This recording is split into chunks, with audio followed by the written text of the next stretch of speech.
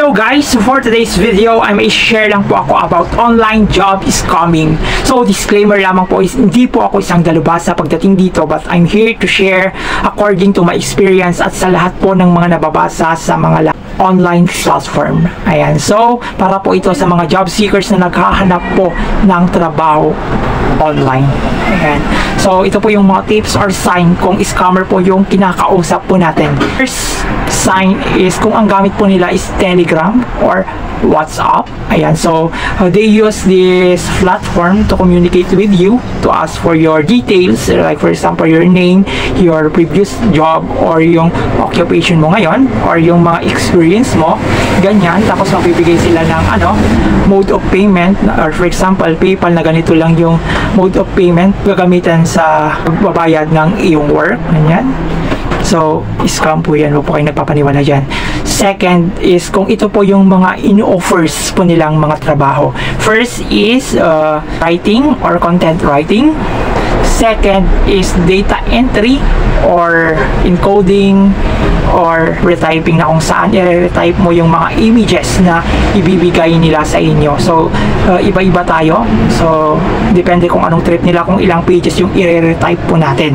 Yan. So, scam po yan. Second is translation. So, katulad din ng retyping yan. Kaya kaso, ang pagkakaiba na lang nila is you need to translate it depende sa trip nilang lingwahe na ita-translate mo yung mga pages na yun. For example, sa akin, 100 pages, kailangan kong i-translate it into Spanish. So, at kailangan mong matapos ito within 2 days, ganyan. So, kung napaka-liit yung time na ibibigay sa'yo, scam po iyan.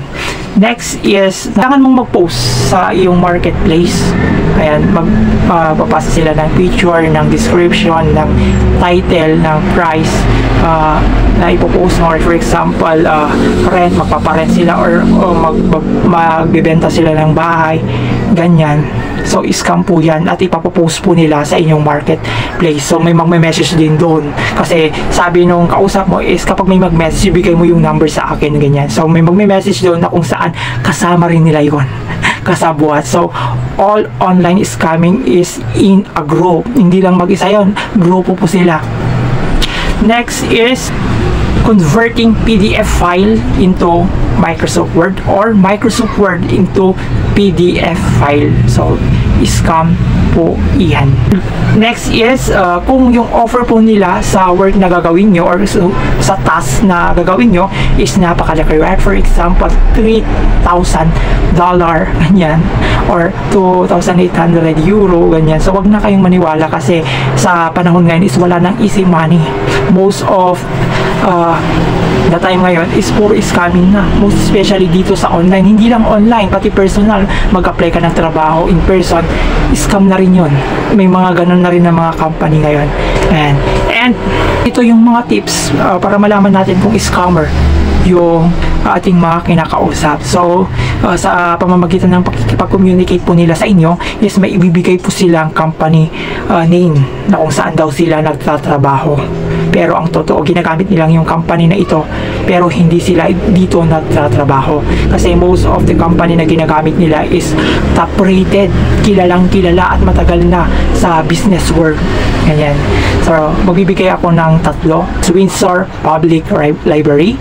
Second is Atex Technologies Limited. And last is Semantics. Yan po yung ilan sa mga ginagamit po nilang company. So, before you go with it, before you do the work, kailangan nyo munang i-search itong mga sasabihin nilang mga company and magbasa-basa po kayo about this. For example, Semantics, i-search nyo muna Semantics scams, ganyan. Makikita nyo doon kung may mga scammer or nagpre-pretend na sila ay employer or nagtatrabaho sa ganyan. So may mga posts po kayong makikita dyan.